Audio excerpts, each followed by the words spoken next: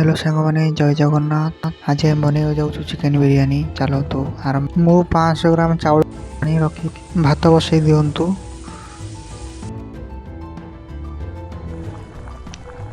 से भात देहरे किछि गोटा मसला पकई दिंतु। पकईकी ताकू भल भाव घांटिकी रखी दिंतु।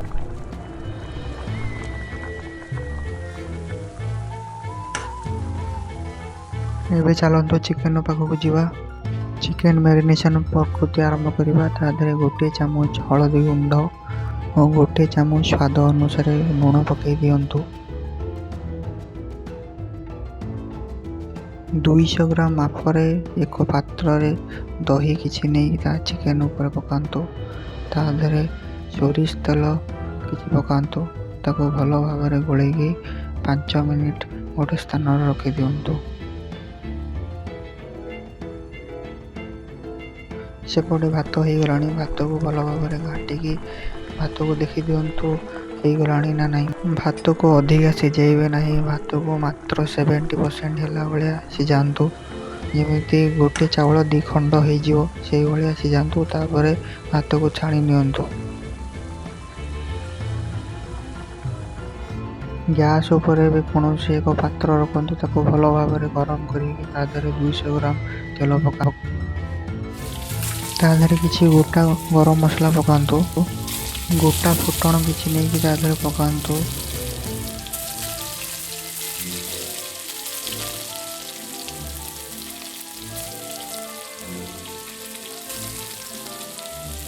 दुईश ग्राम कटा होता पियाज किछि तादरे पकईकी भल भाव घांटंतु।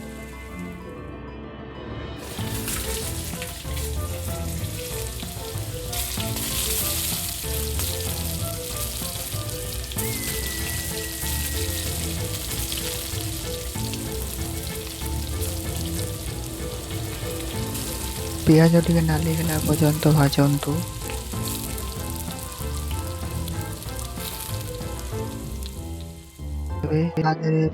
छेंचा अदा रसुण पकांतु। ताको भल भाव घांटी दियंतु। पियाज जमी कड़ाई रे लगी न जाऊ से भल भाव घांटंतु।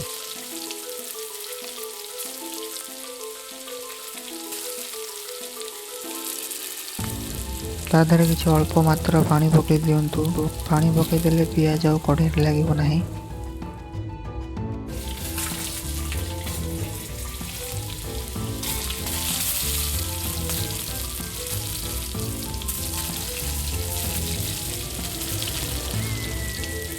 लंका गुंड तादरे किछि पकई दियंतु। आपन घरे जेते राग खाउथबे से हिसाब रे लंका गुंड पकईबे। और मीट मसला था ऊपर 2 चामच पकई दियंतु।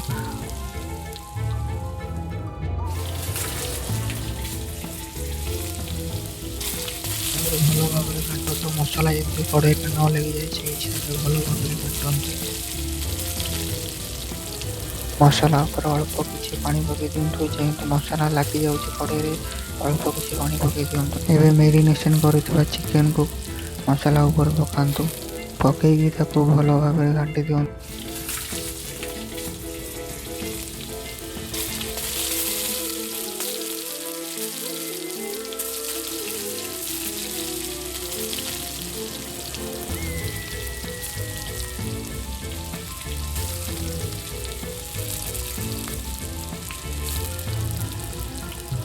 तरकारी भी कषा हो गलानी।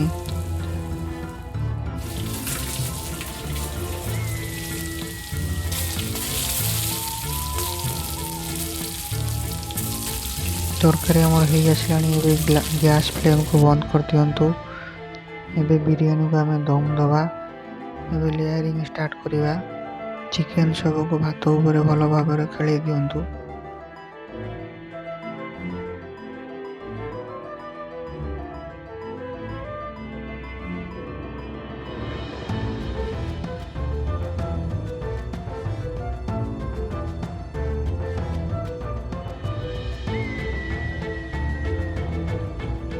ता ऊपर किछि अल्प किछि धनिया पत्र पकई दियंतु।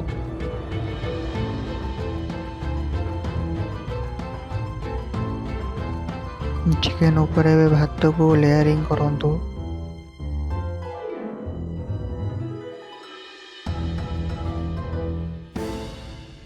ଆପଣ ଯଦି ଚାହିଁବେ ଆ ଉପରେ କଲର୍ ବି ପକାଇ ପାରିବେ, ଫୁଡ଼୍ କଲର୍। ଏବେ ତା ଉପରେ ବିରିୟାନୀ ମସଲା ପକାନ୍ତୁ। ବିରିୟାନୀ ମସଲା ଯଦି ନଥିବ ଗରମ ମସଲା ବି ଆପଣ ପକାଇ ପାରିବେ।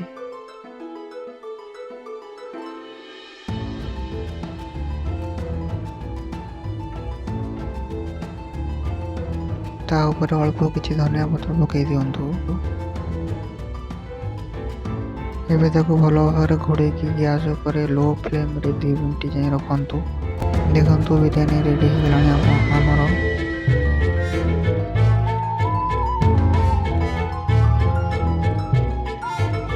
ଭାତ ଗୁଡ଼ା ସବୁ ଖୋଲା ଖୋଲା ହେଇ ଅଛି, ଜମା ଲାଗିନାହିଁ।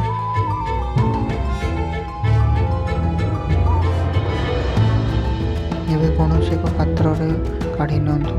ପ୍ରସ୍ତୁତ ହେଇଗଲା ଆମର ଚିକେନ୍ ବିରିୟାନୀ। ମୋ ଭିଡ଼ିଓ ଯଦି ଭଲ ଲାଗିଥିବ ତାହେଲେ ଲାଇକ୍, ସେୟାର, ସବସ୍କ୍ରାଇବ୍ ନିଶ୍ଚୟ କରିବେ। Thank you. ଜୟ ଜଗନ୍ନାଥ।